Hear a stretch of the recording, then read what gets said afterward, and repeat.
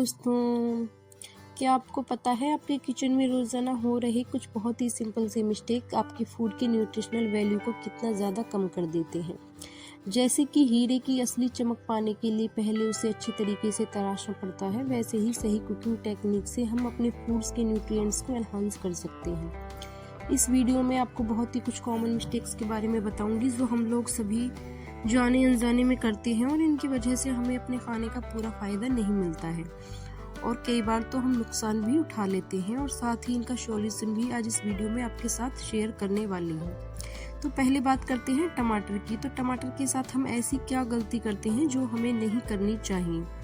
अक्सर हम लोग सलाद में या फिर सैंडविच में कच्चा टमाटर खाते हैं। यह खाने में तो बड़ा अच्छा लगता है, लेकिन क्या आप जानते हैं कि पका हुआ टमाटर जो है वह आपको ज़्यादा पोषण देता है, ज़्यादा हेल्दी होता है।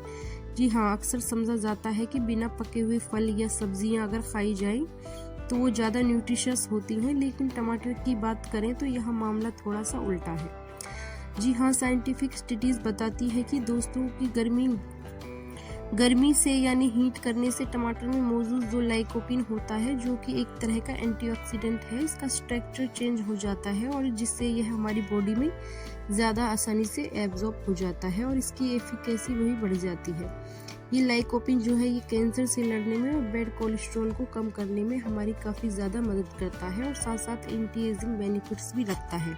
यही नहीं, कच्चा टमाटर अगर आप खाते हैं तो इससे एसिड रिफ्लक्स, किडनी स्टोन्स और यूरिनरी प्रॉब्लम्स का जो खतरा होता है और साथ साथ पेट की कुछ बीमारियां होने का खतरा होता है वो भी बढ़ने लगता है। एसिडिटी भी कई बार इससे हो जाती है। तो याद रखिए, पोषण को मैक्सिमाइज करने के लिए टमाटर को अपनी डाइट में आप ज़्यादा से ज़्यादा पकाकर ही शामिल करें और कच्चा खाने से जहाँ तक हो बचें। बात करते हैं एक दूसरी मिस्टेक की, जो है सब्जियों को पकाने के तरीके के बारे में। तो दोस्तों, ज़रूरी नहीं है कि जो मेथड्स पुराने ज़माने से चले आ रहे हैं वो सब के सब अच्छे ही होंगे। अक्सर हम लोग सब्जियों को हेल्दी तरीके से खाने के लिए उनको बॉईल कर देते हैं और उसके बाद खाते हैं। ऐसा अक्सर वो लोग करते हैं जो कि घटाना चाहते हैं वेट अपना, या फिर जो बहुत ज़्यादा हेल्थ कॉन्शियस होते हैं। लेकिन क्या आपको पता है, अगर आप सब्जियों को बॉईल करके खाते हैं और उससे आपको उनका पूरा न्यूट्रिएंट्स नहीं मिलता है, तो रिसर्च बताती है कि उबालने से सब्जियों के वाइटल न्यूट्रिएंट्स जैसे कि विटामिन सी, विटामिन बी और दूसरे जो वाटर सॉल्यूबल न्यूट्रिएंट्स होते हैं ये पानी में घुल जाते हैं और वेस्ट हो जाते हैं।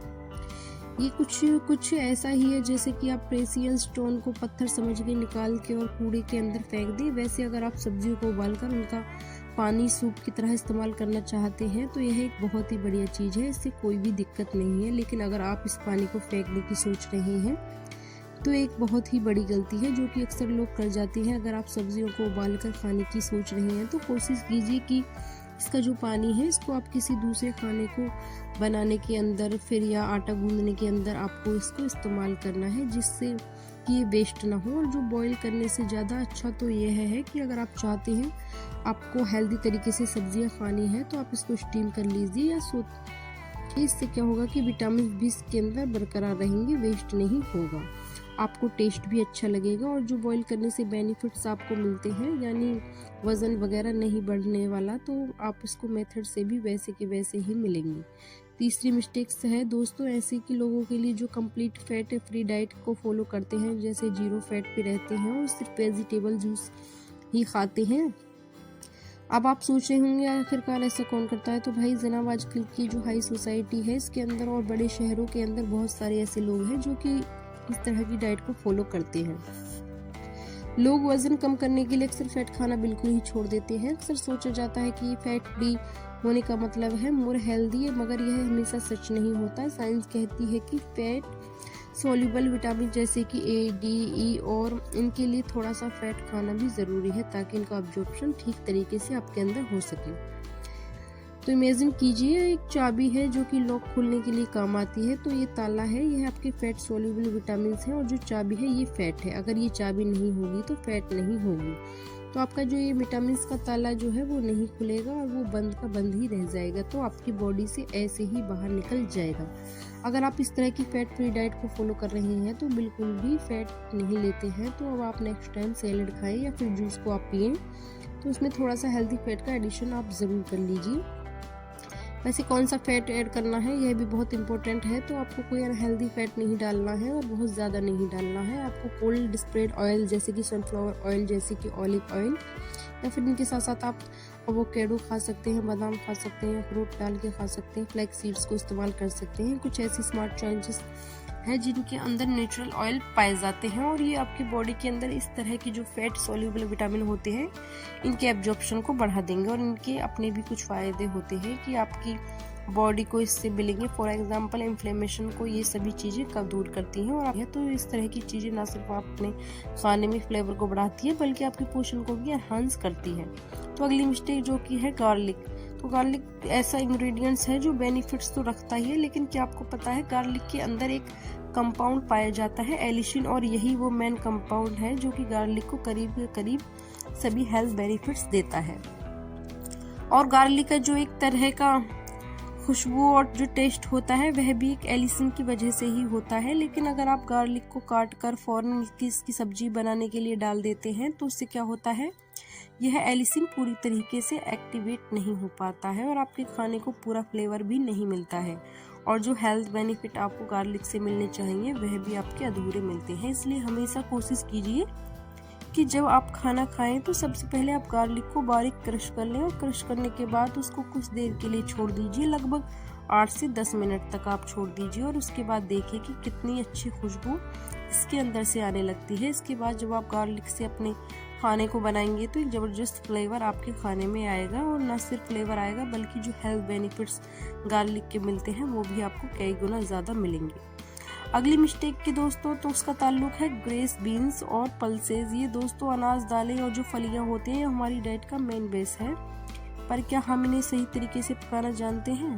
तब भी आप दालें लें या इस तरह की फलियां, ग्रेन्स को आप पकाते हैं तो कोशिश कीजिए कि पहले इनको हमेशा पानी में भिगो कर रखें, कम से कम 2 से ढाई घंटे। अगर आप पानी में दालों को भिगो कर रखेंगे तो उससे क्या होगा, इनके अंदर मौजूद जो एंटी न्यूट्रिएंट्स है वो पानी के अंदर आ जाएंगे। आपने अक्सर देखा होगा जब आप दाल को पानी में भिगोते हैं तो कुछ देर के बाद दाल का जो पानी है वह कुछ मटमैला सा, कुछ क्लाउडी कंपेयर के अंदर जो फाइटेट्स होते हैं वो आ जाते हैं, उसकी वजह से ये मटमैला हो जाता है। ये फाइटेट्स क्या करते हैं, यह हमारी दालों के अंदर जो भी अनाज हम खाते हैं उसके अंदर जो न्यूट्रिएंट्स होते हैं, फॉर एग्जांपल आयरन या जिंक, तो इसके एब्जॉर्प्शन को हमारी बॉडी में रोक देते हैं और इसकी वजह से पूरा फ़ायदा न्यूट्रिएंट से हमें नहीं मिल पाता है। इसलिए जब भी आप कभी दालें या फिर ग्रेन्स या फिर फलियां बनाएं, मसलन राजमा वगैरह अगर आप बनाते हैं तो पहले आपको इसको पानी में भिगो कर रखना चाहिए और इसके बाद ही इसको पकाना चाहिए। अगला आइटम जिसको लेकर हम लोग बहुत सारी गलतियां कर देते हैं, जैसे कि दही।